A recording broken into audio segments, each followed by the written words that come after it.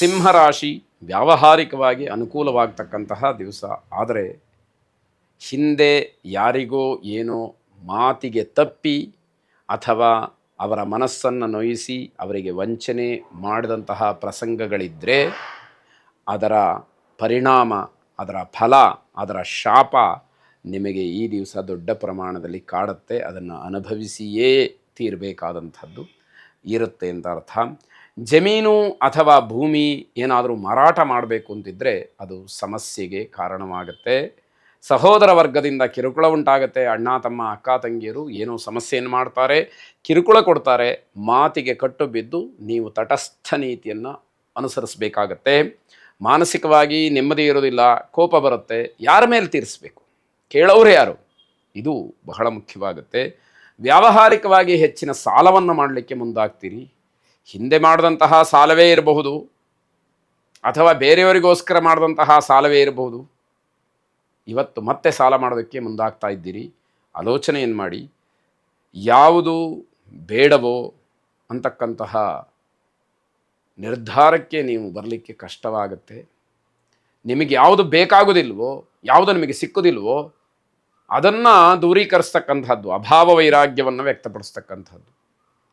ಇದು ಯಾವ ಪುರುಷಾರ್ಥಕ್ಕೆ ಅನ್ನೋದು ಪ್ರಶ್ನೆಯಾಗುತ್ತೆ. ದುರ್ಗಾರಾಧನೆಯನ್ನು ಮಾಡಿ, ದುರ್ಗಾ ಪ್ರಾರ್ಥನೆಯನ್ನು ಮಾಡಿ. ಶುಭವಾಗ. ಕನ್ಯಾ ರಾಶಿ, ಇವತ್ತು ಯಾವ ಕೆಲಸದಲ್ಲೂ ಕೂಡ ನಿಮಗೆ ಆಸಕ್ತಿ ಇರೋದಿಲ್ಲ. ಹಾಗಂತ ಸುಮ್ಮನೆ ಕೂತ್ಕೊಳ್ಳೋಕ್ಕೂ ಆಗೋದಿಲ್ಲ. ನಿಮ್ಮ ಕರ್ತವ್ಯ ಏನಿದೆ ಅದನ್ನು ಮುಗಿಸ್ಲೇಬೇಕು. ನಿಮಗೆ ಆಸಕ್ತಿ ಇರುತ್ತೋ ಬಿಡುತ್ತೋ ಅದು ಬೇರೆ. ಕರ್ತವ್ಯ ಪಾಲನೆ ಮಾಡಲೇಬೇಕಾದಂಥದ್ದು. ಆಸಕ್ತಿ ಇಲ್ಲ ಅಂತಾದರೆ ಕೆಲಸದ ಗುಣಮಟ್ಟ ಕಡಿಮೆ ಆಗುತ್ತೆ, ಕೆಲಸಗಳ ಹಾಳಾಗೋ ಸಾಧ್ಯತೆ ಇರುತ್ತೆ. ಅದನ್ನು ಎಚ್ಚರಿಕೆ ವಹಿಸಬೇಕಾಗತ್ತೆ. ಮನೆಯಲ್ಲಿ ಕೋಪ, ಜಗಳ ಇದೆಲ್ಲ ಸರ್ವೇ ಸಾಧಾರಣವಾಗಿಬಿಟ್ಟಿದೆ ಅಂತ ಹೇಳಿ ಅನ್ನಿಸ್ಬೇಕು. ಹಲವಾರು ದಿವಸಗಳಿಂದ ಇದೇ ಫಲಗಳನ್ನು ನಾನು ಹೇಳ್ತಾ ಬಂದಿದ್ದೀನಿ. ಒಂದು ದಿವಸ ಹೊಂದಾಣಿಕೆ ಇರಲಿ ಅಂತ ಹೇಳ್ಬೋದು, ಜಗಳ ಮಾಡ್ಕೊಳ್ಬೇಡಿ ಅಂತ ಹೇಳ್ಬೋದು, ಮನಸ್ತಾಪ ಬೇಡ ಅಂತ ಹೇಳಿರ್ಬೋದು. ಆದರೆ ಇದು ಯಾವುದೂ ಕೂಡ ಏನು ಬದಲಾವಣೆಯನ್ನು ಕಾಣ್ತಾ ಇಲ್ಲ. ಪ್ರತಿನಿತ್ಯವೂ ಇದೇ ಫಲ, ಇದೇ ರೀತಿಯಲ್ಲಿ ಒಂದೇ ಥರದಲ್ಲೇ ಹೇಳ್ತಾ ಇದ್ದಾರೆ ಅಂತ ನಿಮಗೆ ಅನಿಸಿದ್ರೆ, ಅನಿಸಿರುವಂತಹದ್ದು ಸಹಜ. ನಿಮ್ಮ ದೌರ್ಬಲ್ಯಗಳನ್ನು ಸರಿ ಮಾಡ್ಕೊಳ್ಳಿ ಎನ್ನುವಂತಹ ಒಂದು ಸೂಚನೆ ಅದು. ಇನ್ನೂ ನಾವೇನು ಮಾಡ್ಕೊಳ್ಳೋದಿಲ್ಲ ಅಂತಂದರೆ ಆ ಪ್ರಸಂಗಗಳು ಹೇಗೆ ಹೇಗೆ ಬರುತ್ತೋ ಅದನ್ನು ಹಾಗೆ ಅನುಭವಿಸಲೇಬೇಕಾದಂಥದ್ದು ನಿಮಗೆ ಬಿಟ್ಟ ವಿಚಾರವಾಗಿರುತ್ತೆ. ಪ್ರತಿಭೆ ಇದ್ದರೂ ಕೂಡ ಉಪಯೋಗಕ್ಕೆ ಬರೋದಿಲ್ಲ. ದುರಾದೃಷ್ಟ ಅಲ್ವೇ ಇದು? ಇದನ್ನು ಗಮನಿಸಬೇಕು. ಆರೋಗ್ಯ ಸಂಬಂಧಿಯಾದಂತಹ ಖರ್ಚು ಹೆಚ್ಚಾಗುತ್ತೆ. ಆರೋಗ್ಯ ನಿಮಗೆ ಸರಿಯಾಗಿ ಕೆಲಸ ಮಾಡ್ತಾ ಇಲ್ಲ ಅನ್ನುವಂಥದ್ದು.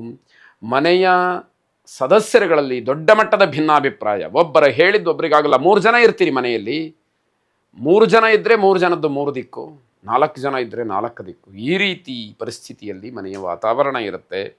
ಸಮಾಜದಲ್ಲಿ ಸಿಕ್ಕುವಂತಹ ಗೌರವದ ಬಗ್ಗೆ ಗಮನ ಹರಿಸ್ತೀರಿ.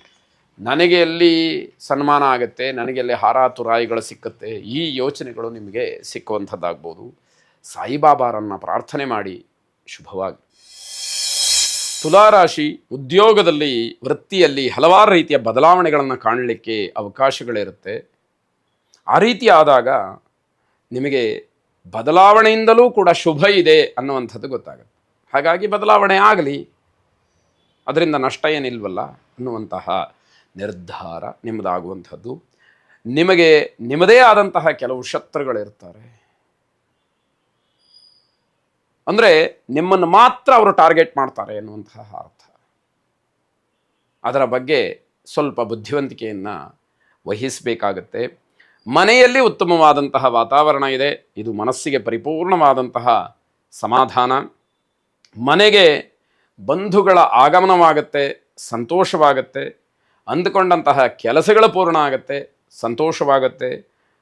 ಅಧಿಕವಾದಂತಹ ಖರ್ಚು ಸ್ವಲ್ಪ ಮಟ್ಟಿಗೆ ಬೇಸರವನ್ನು ಮಾಡುತ್ತೆ. ಏನು ಮಾಡೋಕ್ಕಾಗೋದಿಲ್ಲ. ಅನಿವಾರ್ಯವಾದಾಗ ಖರ್ಚನ್ನು ಧಾರಾಳವಾಗಿ ಮಾಡಲೇಬೇಕಾಗತ್ತೆ. ಅದು ಬಹಳ ಮುಖ್ಯ. ಲಲಿತಾ ಪರಮೇಶ್ವರಿಯನ್ನು ಪ್ರಾರ್ಥನೆ ಮಾಡಿ ಆ ಜಗನ್ಮಾತೆಯ ಅನುಗ್ರಹದಿಂದ, ಜಗನ್ಮಾತೆಯ ಕೃಪಾದೃಷ್ಟಿಯಿಂದ ನಿಮ್ಮೆಲ್ಲ ಇಷ್ಟಾರ್ಥಗಳು ಸಿದ್ಧಿಯಾಗಲಿ. ಶುಭವಾಗಿ. ವೃಶ್ಚಿಕ ರಾಶಿ, ಈ ದಿವಸ ಯಾವುದೇ ಆತುರಾತುರವಾದಂತಹ ಕೆಲಸಗಳನ್ನು ಮಾಡಲಿಕ್ಕೆ ಹೋಗಬೇಡಿ. ಅದು ನಿಮಗೆ ಪ್ರಯೋಜನಕಾರಿ ಅಲ್ಲ ಅಂತ ಹೇಳಬೇಕು. ರಕ್ತ ಸಂಬಂಧಿಯಾದಂತಹ ಆರೋಗ್ಯ ಸಮಸ್ಯೆ ನಿಮ್ಮನ್ನು ಕಾಡುತ್ತೆ. ಸೂಕ್ಷ್ಮವಾಗಿ ಗಮನಿಸಿಕೊಂಡು ವೈದ್ಯರ ಸಲಹೆಯನ್ನು ಪಡೆದು ಔಷಧೋಪಚಾರಗಳನ್ನು ಮಾಡಿ ದೊಡ್ಡದಾದಂತಹ ತೊಂದರೆಯಿಂದ ತಪ್ಪಿಸಿಕೊಳ್ಳಿ ಅಂತಕ್ಕಂತಹ ಸೂಚನೆ. ಹಣ ಇದೆ, ನೆಮ್ಮದಿ ಇಲ್ಲ, ಏನು ಪ್ರಯೋಜನ ಏನು? ಯಾವುದಕ್ಕೋಸ್ಕರ ನೀವು ಸಂಪಾದನೆ ಮಾಡ್ತಾ ಇದ್ದೀರಿ? ಅದು ಮುಖ್ಯವಾಗುತ್ತೆ. ತಂದೆ ತಾಯಿಯ ಅಸಹಕಾರ ನಿಮಗೆ ಬೇಸರವಾಗುತ್ತೆ. ತಂದೆಯ ಒಂದು ವಿಶ್ವಾಸ ಪ್ರೀತಿಯೂ ಕೂಡ ನಿಮ್ಮ ಬಗ್ಗೆ, ನಿಮ್ಮ ಕಾರ್ಯದ ಬಗ್ಗೆ ಇಲ್ಲ. ತಾಯಿಯ ಪ್ರೀತಿ ವಿಶ್ವಾಸಗಳೂ ಇಲ್ಲ. ಏನು ಮಾಡಬೇಕು ನೀವು? ಹಾಗಾದರೆ ಇದನ್ನು ಮುಖ್ಯವಾಗಿ ಗಮನಿಸ್ಕೊಳ್ಳಿ. ಮಂಗಳ ಕಾರ್ಯಕ್ಕೆ ಅಡ್ಡಿಯಾಗುವಂತಹ ಮಾತುಕತೆಗಳು ಬರುತ್ತೆ, ಅದರಿಂದ ದೊಡ್ಡ ಸಮಸ್ಯೆಗಳಾಗಬಹುದು. ಸಹೋದರ ವರ್ಗದ ಅಸಹಕಾರವೂ ಇದೆ, ತಂದೆ ತಾಯಿನೂ ಸಹಕರಿಸ್ತಾ ಇಲ್ಲ.